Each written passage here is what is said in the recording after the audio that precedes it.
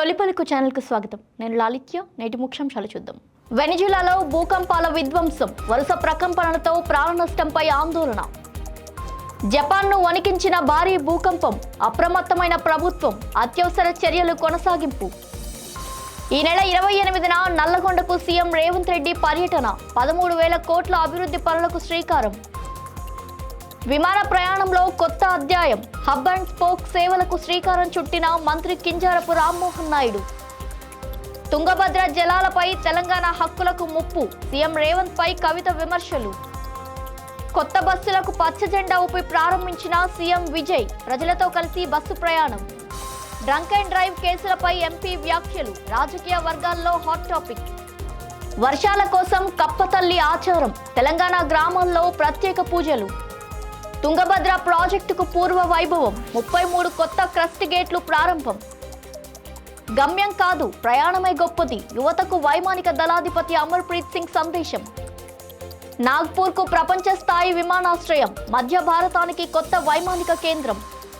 ఆర్థిక ఆధిపత్యమే కొత్త ఉద్రిక్తతలకు కారణం, విదేశాంగ మంత్రి జైశంకర్ వ్యాఖ్యలు. నకిలీ నివేదిక వివాదం, పంజాబ్ ప్రభుత్వంపై రాఘవ్ చెడ్డా ఆరోపణలు. వెనిజులాలో ఘోర ప్రకృతి విపత్తు చోటు చేసుకుంది. రాజధాని కరాకస్తో పాటు ఉత్తర మధ్య ప్రాంతాలను నిమిషాల వ్యవధిలో సంభవించిన 2 శక్తివంతమైన భూకంపాలు వణికించాయి. మొదటి ప్రకంపనం 7.1 తీవ్రతతో నమోదు కాగా, ఆ వెంటనే మరింత తీవ్రతతో మరో భూకంపం సంభవించింది. భూకంపాల దాటికి బహుళ అంతస్తుల భవనాలు, నివాస గృహాలు కుప్పకూలి భారీ విధ్వంసం చోటు చేసుకుంది.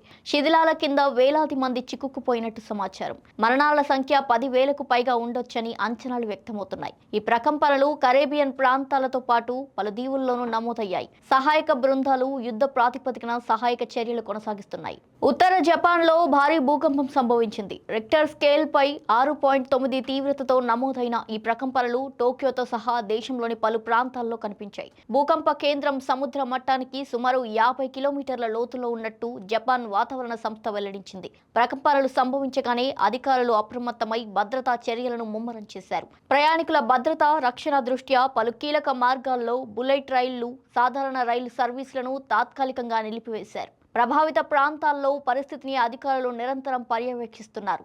ఆస్తి, ప్రాణ నష్టానికి సంబంధించిన పూర్తి వివరాలు ఇంకా తెలియాల్సి ఉంది. ముఖ్యమంత్రి యనుమల రేవంత్ రెడ్డి ఈ నెల 28న నల్లగొండ జిల్లాలో పర్యటించనున్నారు.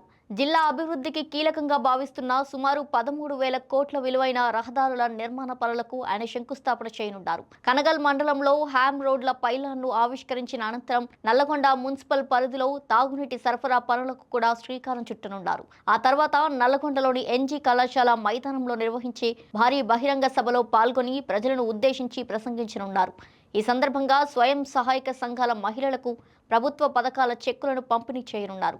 ముఖ్యమంత్రి పర్యటనను విజయవంతం చేసేందుకు జిల్లా యంత్రాంగంతో పాటు కాంగ్రెస్ శ్రేణులు విస్తృత ఏర్పాట్లు చేపట్టాయి.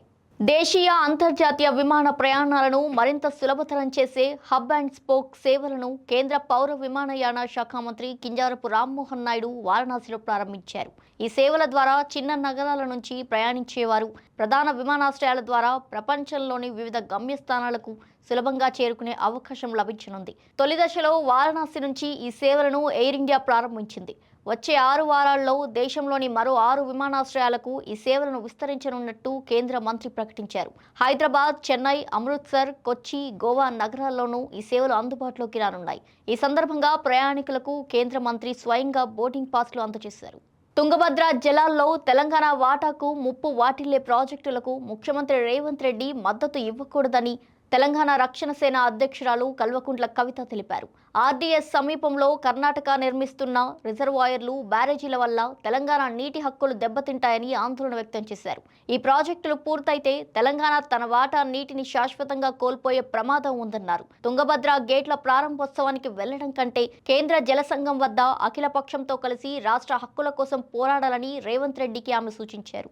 తమిళనాడు ప్రభుత్వం కొత్తగా కొనుగోలు చేసిన 300 డీజిల్ సిఎన్జి బస్సులను ముఖ్యమంత్రి విజయ్ చెన్నై సచివాలయంలో పచ్చజెండా ఊపి ప్రారంభించారు. రాష్ట్ర రవాణా సంస్థల ఆధునీకరణ, ప్రజా రవాణా వ్యవస్థ బలోపేతం లక్ష్యంగా ఈ కొత్త వాహనాలను అందుబాటులోకి తీసుకువచ్చారు. సుదూర సర్వీసులను నిర్వహించే ఈ విభాగాన్ని మినహాయించి మిగిలిన 7 ప్రభుత్వ రవాణా సంస్థలకు ఈ బస్సులను కేటాయించారు. ప్రారంభోత్సవం అనంతరం ముఖ్యమంత్రి విజయ్ స్వయంగా బస్సులో ప్రయాణించి ప్రయాణికులతో ముచ్చటించారు. ప్రజలకు మరింత మెరుగైన, సౌకర్యవంతమైన రవాణా సేవలు అందించడమే ప్రభుత్వ లక్ష్యమని ఆయన స్పష్టం చేశారు.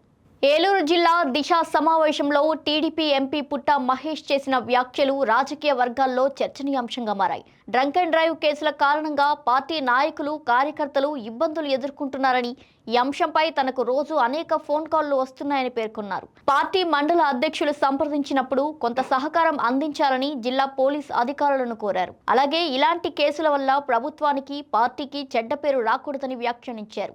ఎంపీ వ్యాఖ్యలపై భిన్నాభిప్రాయాలు వ్యక్తమవుతున్నాయి. తాగి వాహనాలు నడపడం ప్రమాదకరమని, రహదారి భద్రత విషయంలో ఎలాంటి రాజీ ఉండకూడదని పలువురు అభిప్రాయపడుతున్నారు. ఆలస్యమైన వర్షాలతో రైతులు ఆందోళన చెందుతున్న వేళ రాజన్న సిరిసిల్ల జిల్లా చిన్నబోనాల గ్రామంలో శతాబ్దాల నాటి సాంప్రదాయం మరోసారి కొనసాగింది.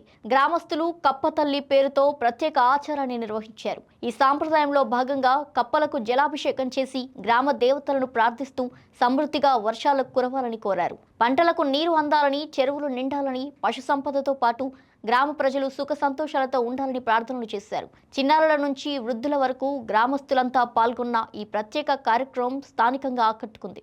తుంగభద్ర ఆనకట్టలో నూతనంగా ఏర్పాటు చేసిన 33 క్రస్ట్ గేట్లను ఘనంగా ప్రారంభించారు.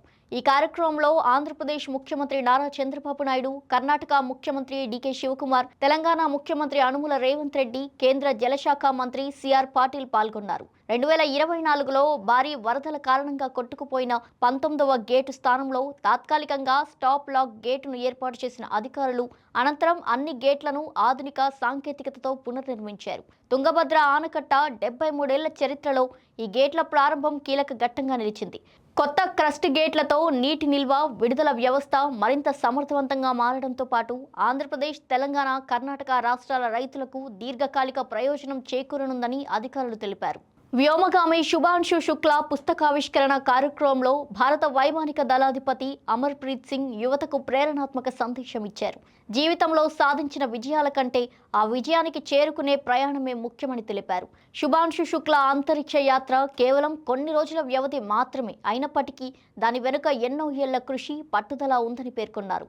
యువత ఒకే లక్ష్యానికి పరిమితం కాకుండా అవకాశాలు ఎక్కడ లభించినా అక్కడ అత్యుత్తమంగా రాణించాలని సూచించారు. ఏ రంగంలో ఉన్నా అంకితభావంతో పనిచేస్తే విజయం తప్పక సొంతమవుతుందని ఆయన సూచించారు.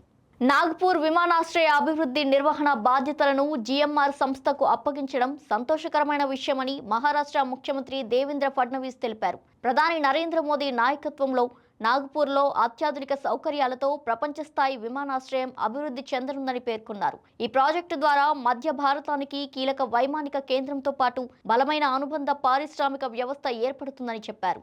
నాగ్పూర్ను సరుకు రవాణా కేంద్రంగా తీర్చిదిద్దాలన్న లక్ష్యం కూడా ఈ ప్రాజెక్టుతో సాకారమవుతుందని వెల్లడించారు. ఈ అభివృద్ధి ప్రాంతీయ ఆర్థిక వృద్ధికి ఊతమివ్వడంతో పాటు పెట్టుబడులు, వాణిజ్యం, ఉపాధి అవకాశాలను గణనీయంగా పెంచుతుందని ఆశాభావం వ్యక్తం చేశారు. ప్రపంచం ప్రస్తుతం ఆర్థిక, రాజకీయ, సాంస్కృతిక రంగాల్లో సంక్లిష్ట మార్పులను ఎదుర్కొంటుందని విదేశాంగ మంత్రి ఎస్ జయశంకర్ తెలిపారు. దక్షిణ కొరియాలో జరిగిన జేజు శాంతి సౌభాగ్య సదస్సులో ప్రసంగించిన ఆయన ఆర్థిక బలం, ఉత్పత్తి సామర్థ్యం, మార్కెట్ వాటాలు, వనరులపై నియంత్రణ వంటి అంశాలు దేశాల మధ్య విభేదాలకు దారితీస్తున్నాయని వ్యాఖ్యానించారు. అంతర్జాతీయ ఆర్థిక వ్యవస్థను మరింత పటిష్టంగా మార్చేందుకు సరఫరా గొలుసుల వైవిధ్యీకరణ, ప్రత్యామ్నాయ ఉత్పత్తి కేంద్రాల అభివృద్ధి, ఆర్థిక స్థిరత్వాన్ని పెంపొందించడం అవసరమని తెలిపారు. విభజనలతో కూడిన ప్రపంచంలో సహకారాన్ని పునర్నిర్మించడం, అంతర్జాతీయ చట్టాలను బలోపేతం చేయడం, అభివృద్ధి చెందుతున్న దేశాలకు మరిన్ని అవకాశాలు కల్పించడమే ముందున్న ప్రధాన సవాళ్లని జయశంకర్ తెలిపారు. పవిత్రతకు భంగం కలిగించినట్టు ప్రచారంలో ఉన్న వీడియో వ్యవహారంపై పంజాబ్ ప్రభుత్వం, ముఖ్యమంత్రి భగవంత్ మాన్పై బీజేపీ నేత రాఘవ్ చెద్దా తీవ్ర ఆరోపణలు చేశారు. అసలు వీడియో నిజాన్ని దాచిపెట్టేందుకు నకిలీ న్యాయపరమైన విశ్లేషణ నివేదికను సృష్టించారని ఆయన ఆరోపించారు. ఈ నివేదికల్లో లోపాలు ఇప్పుడు బయటపడడంతో వీడియో ప్రామాణికతపై ఉన్న అనుమానాలు తొలగిపోయాయని పేర్కొన్నారు. వీడియో నిజం కాకపోతే దానిని ఖండించేందుకు నకిలీ నివేదిక అవసరం ఉండేదే కాదని వ్యాఖ్యానించారు. అలాగే ఈ వ్యవహారంలో సిక్కు మత పెద్దల సంస్థపై అనుచిత వ్యాఖ్యలు చేశారని, దీంతో సిక్కు సమాజంలో ఆగ్రహం వ్యక్తమవుతుందని ఆరోపించారు. ఇవి వాటి బులెటిన్ డీటెయిల్స్. మరో బులెటిన్తో మళ్ళీ కలుద్దాం. చూస్తూనే ఉండండి తొలి పలుకు న్యూస్.